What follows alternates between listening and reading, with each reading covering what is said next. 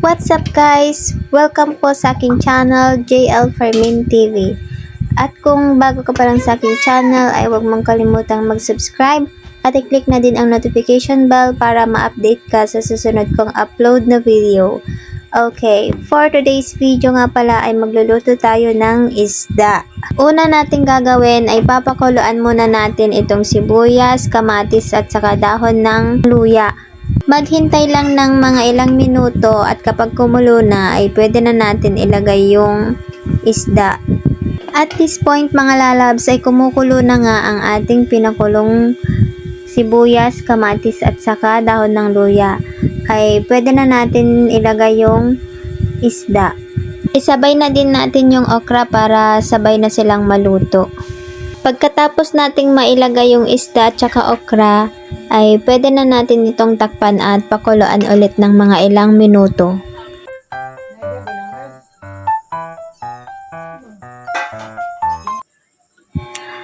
Kapag kumulo na ulit guys, ay pwede na natin itong lagyan ng pampalasa tulad ng asin at saka betsin.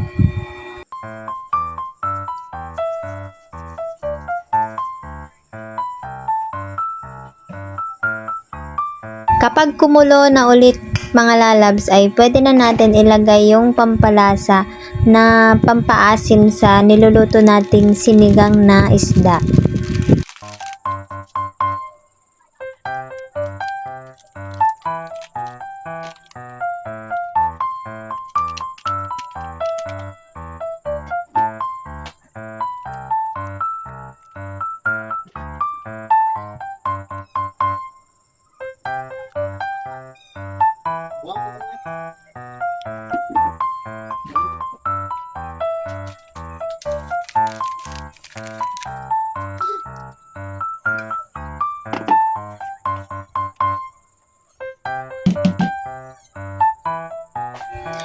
Pwede rin tayo maglagay ng kalamansi mga lalabs. Kung nakukulangan pa tayo sa asim ng ating nilulutong sinigang, pwede rin tayo magdagdag ng kalamansi. Pero optional lang naman yan kung gusto nyo.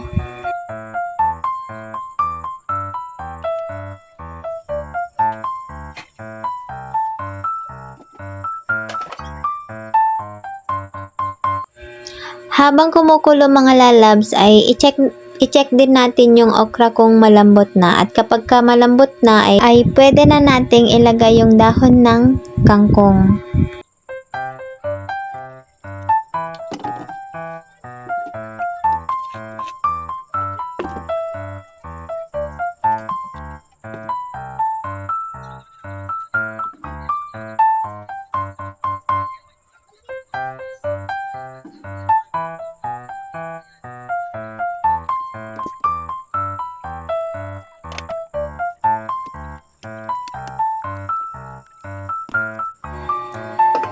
Kapag nailagay na natin yung dahon ng kangkong ay pwede na natin itong takpan at saka hintayin maluto yung dahon ng kangkong.